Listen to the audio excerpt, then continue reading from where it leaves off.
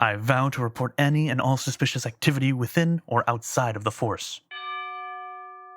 YAHSHI, QUAX, and Commander Roz traveled to the outskirts of Vakoi City in a horse-pulled vault, the most popular vehicle for Guardian units on expeditions. Commander Roz took the reins from an exterior driver's seat, leaving the two boys alone in the wheeled aluminum box. The vault interior contained nothing but two benches protruding from the walls. The air was colorless as the barred windows near the roof welcomed only a meager amount of light inside.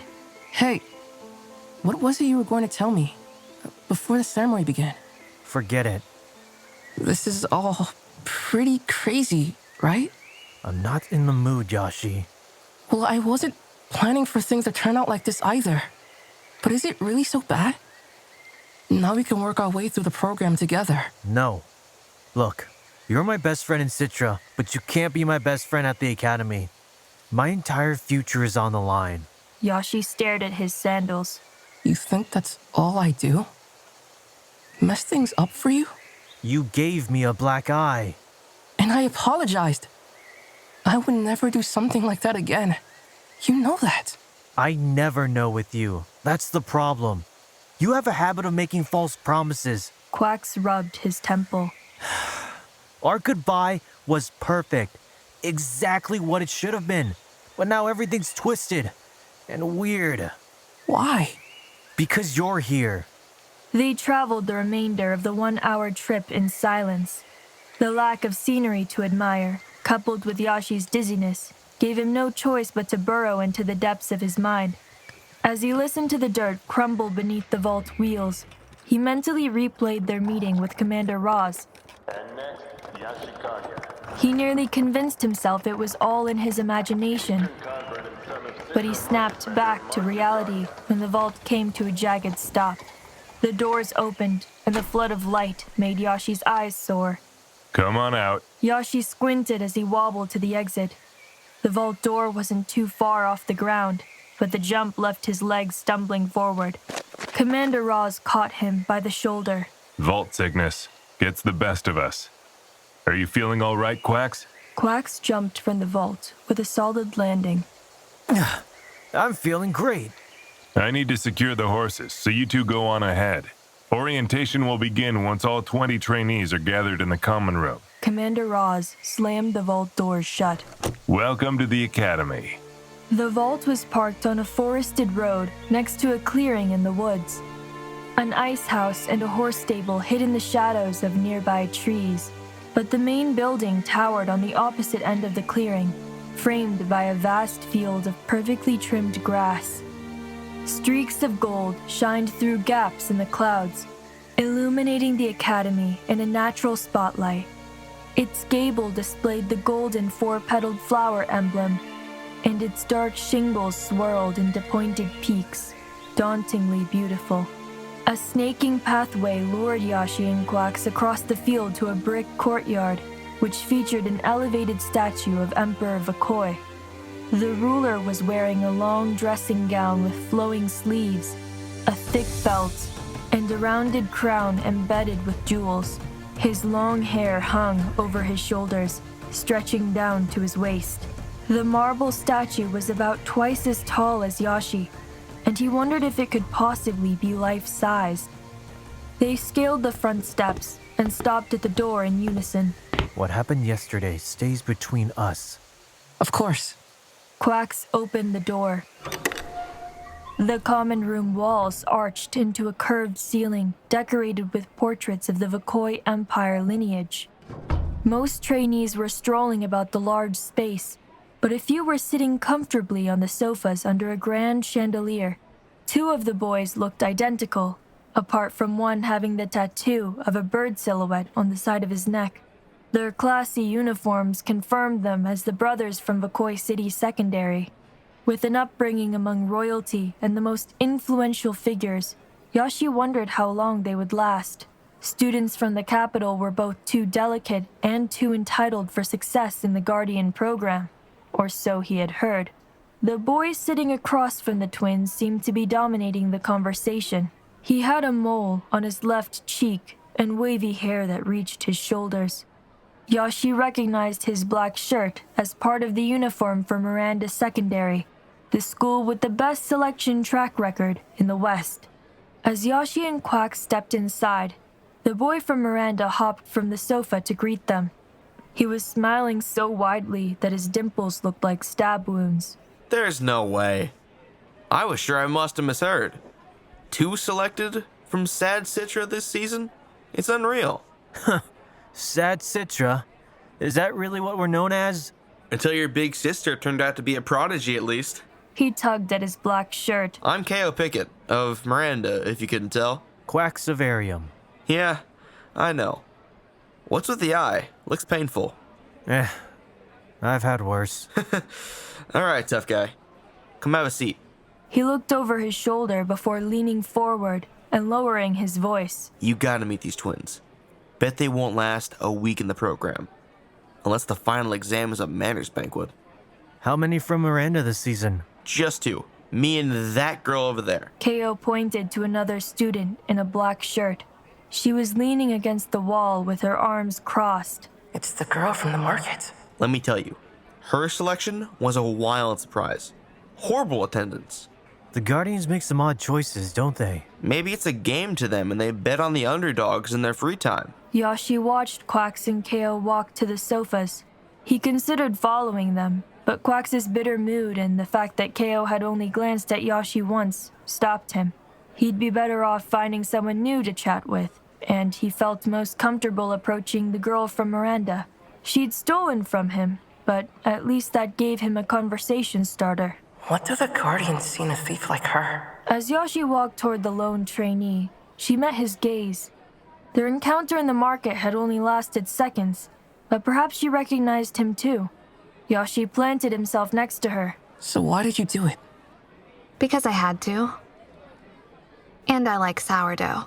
Citra's quite far from Miranda. At least an hour by foot. It's easier to steal from strangers.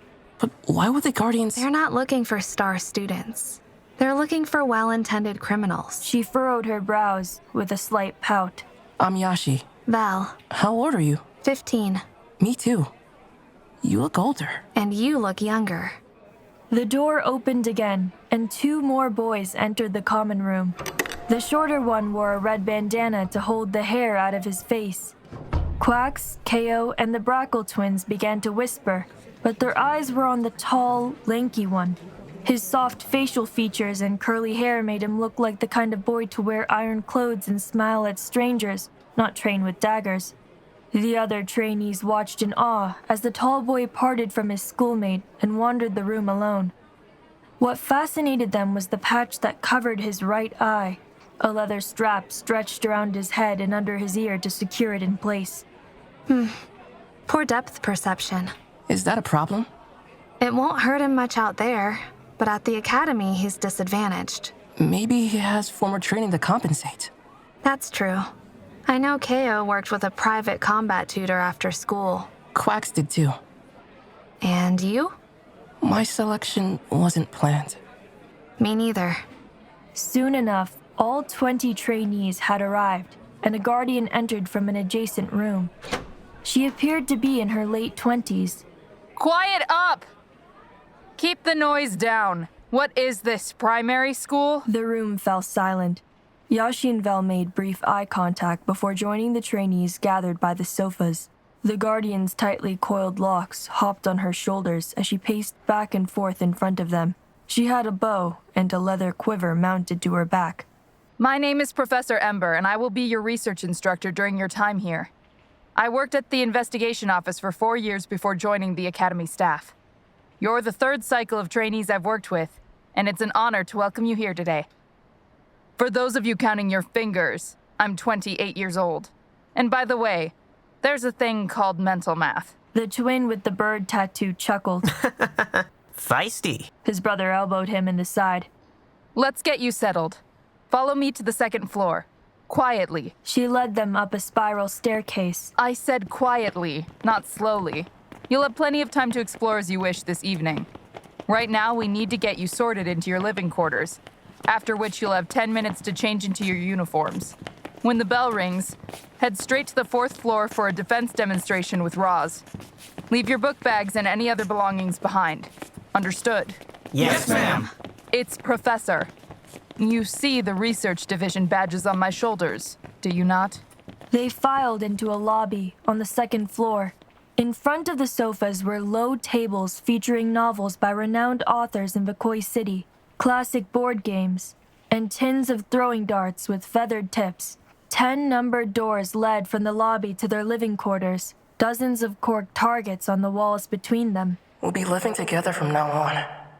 Almost like a family of sorts. Professor Ember unfolded a golden paper to reference. When I call your name, please enter your assigned room.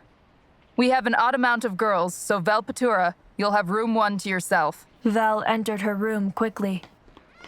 QUAX AVARIUM, KEIYO PICKETT, and SUNNA RICKABEE. The 3 of you will share room 2. The boys stepped forward, and YAHSHI identified a new face. SUNNA had the palest skin here with freckles that covered his entire neck and arms like a splattering of cornstarch over fresh dough. He picked at the bandage around his thumb as he followed QUAX and KEIYO to the door. The other rooms will have 2 trainees each. Limbo Brackle and Rugen Witter. You'll take room 3. One of the boys who stepped forward was the brother with the bird tattoo. YAHSHI made a mental note to associate the symbol with the name Limbo. YAHSHI KONYA and Pinto Dempsey. You'll take room 4. YAHSHI stepped forward in unison with the tall boy from frontal secondary. He wasn't sure why Pinto made his shoulders go stiff. Perhaps it was the eye patch, or perhaps it was... No, it's the eye patch. They entered room 4, which was even larger than YAHSHI's home in Citra, fit with a private restroom and a sliding glass door to the balcony. They each had their own bed, dresser, desk, and nightstand. Wow, this room is incredible. It's huge. YAHSHI approached the bed to his right. A trainee uniform and a set of pajamas rested on the blankets. He held the pants against his legs, testing their length. And these golden silk pajamas, have you felt them? Fabric made from worm saliva really doesn't deserve to feel this great. These pants look like the perfect size. They must have taken our measurements from our latest health evaluation. YAHSHI set the pants down. You would think they'd tailor our uniforms after we signed the contract. As if anyone wouldn't sign it. They started to change into their uniforms. YAHSHI's pants were thick yet strangely breathable. Over his white dress shirt was a vest with the flower emblem embroidered over his heart and golden buttons of the same symbol. He slipped on a pair of shiny black boots, which fit perfectly. Pinto approached a mirror and held his arms away from his body, observing every detail of the trainee uniform. His excitement was contagious, and YAHSHI caught himself smiling as well. Did you bring anything with you? Pinto opened his book bag to show YAHSHI the journal he had packed. All I have with me are some late school assignments for Citra Secondary, which I guess I don't need anymore. And these light green mittens. They're yellow. Right? He set the mittens by a lantern on his nightstand, and a chill ran down his spine. Cal had trained in this very building for 18 months, and perhaps she had even slept in this very quarter.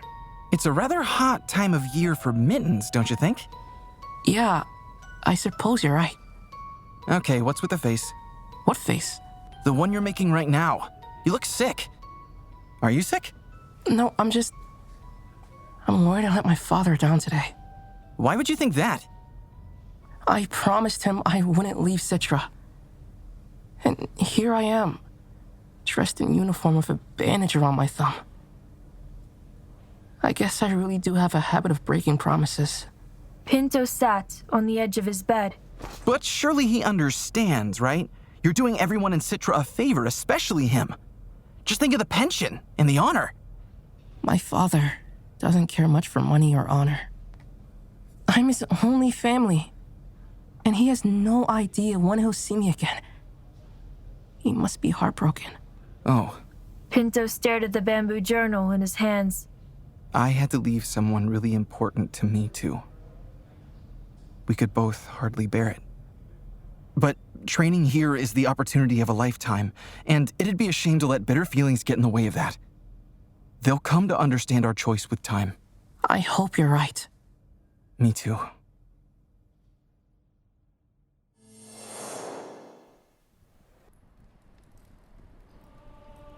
The training room had no windows, only torches.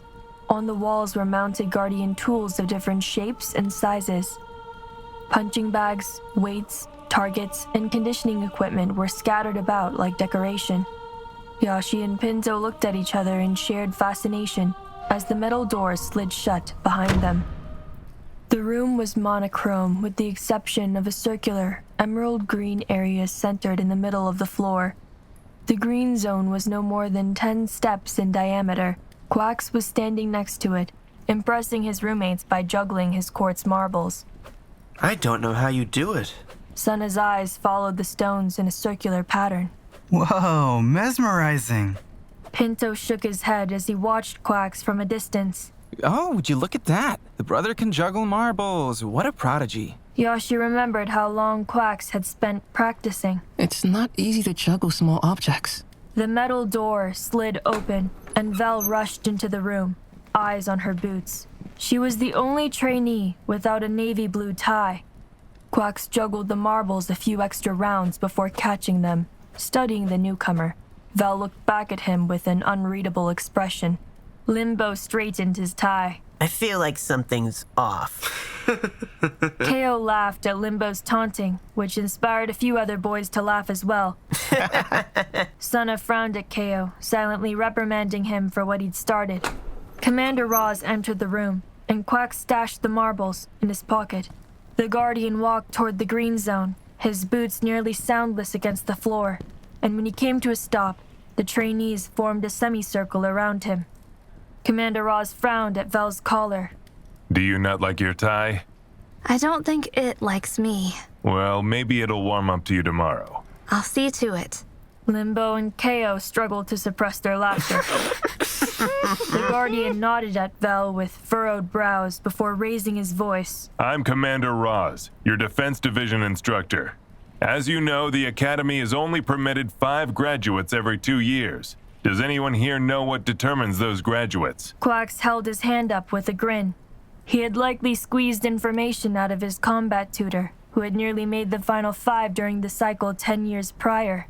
There were no rules about ex-trainees sharing information with the public, but for most, the Academy was a world so far out of reach, they didn't bother asking too many questions. Yes, QUAX? Filtrations, tests of essential Guardian skills.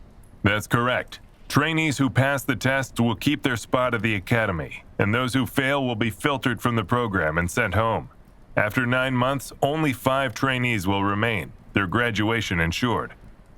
The second 9 months of the program will include personalized training and opportunities to shadow Guardian units in the heart of Vokoi City or on expeditions into Eastern Territory.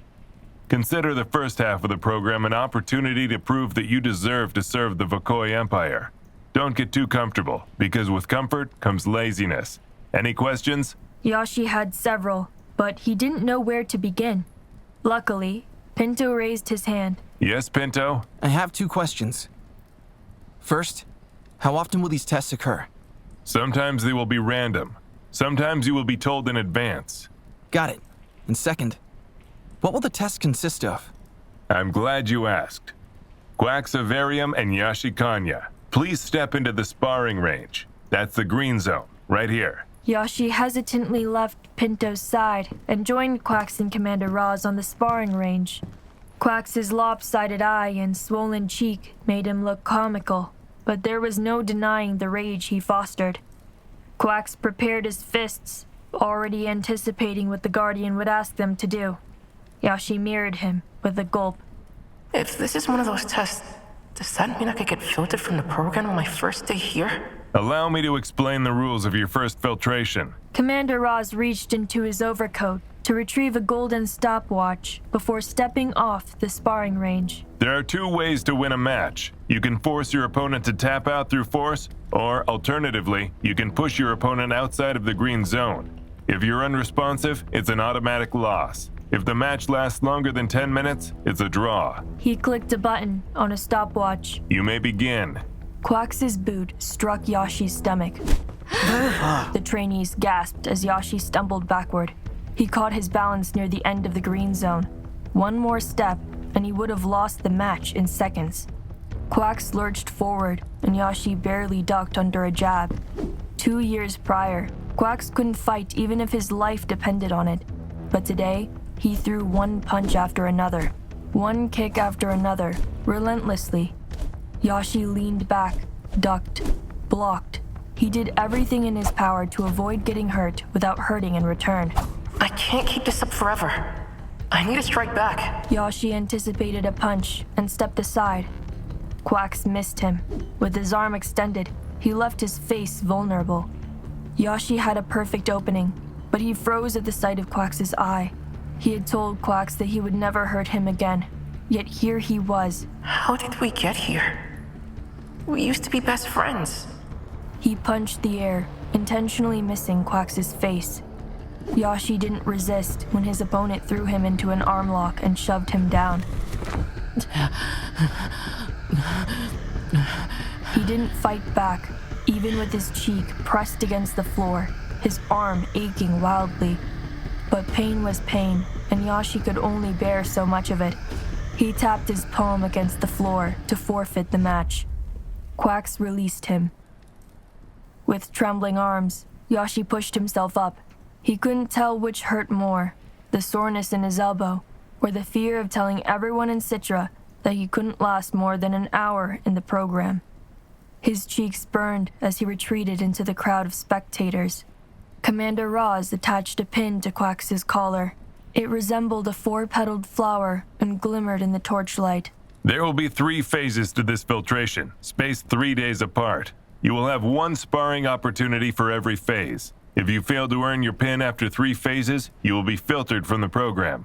The first phase will take place 2 weeks from today, so you have plenty of time to prepare. So, I'm not getting sent home? With that being said, we still have 10 minutes before the opening ceremony. Would anyone like to volunteer to spar against QUAX? Consider this phase 0. A bonus opportunity to join him in bypassing this filtration completely. A trainee shuffled through the crowd. Boys began to whisper as VELL joined QUAX on the sparring range. Her stance was too narrow, her shoulders too high. She hasn't fought once in her life, has she? You may begin. QUAX made the first move. VELL dodged his punch with a retreating step.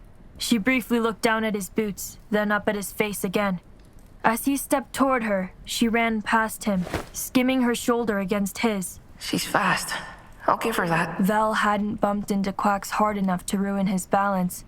He pivoted and stepped toward her again. Her pupils looked around chaotically despite her calm expression, as though she were speed reading a page. Martial arts required more than logic. If she wanted to win against a trained fighter, she would need an element of spontaneity that could only be gained through practice.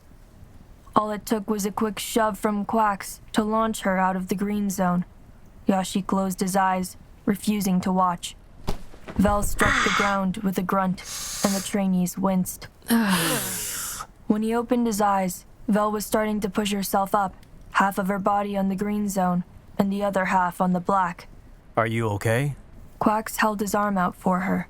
VELL briefly slipped her hand into her pocket before accepting his help with a smile.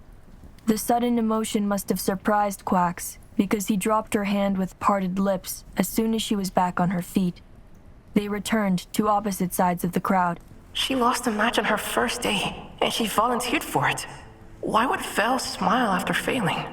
VELL craned her head to meet YAHSHI's gaze. He could feel her eyes piercing through him, long after he looked away. The bell rang. Please head straight to the common room for EMBRE's opening ceremony. The other trainees left the room, but YAHSHI stayed behind. Is something wrong? I'm a bit confused about why you paired QUAX and I together for this demonstration. It almost feels like you're trying to pit us against each other. YAHSHI, you trust me, don't you? I do, Commander. It was a lie, but YAHSHI wanted to believe it. Everything we do at the Academy, we do for a good reason. Commander Roz smirked. Now, if I were you, I'd hurry on downstairs. EMBRE doesn't ignore tardiness. YAHSHI nodded and left the training room. He was halfway to the staircase when he realized that Commander Roz hadn't answered his question.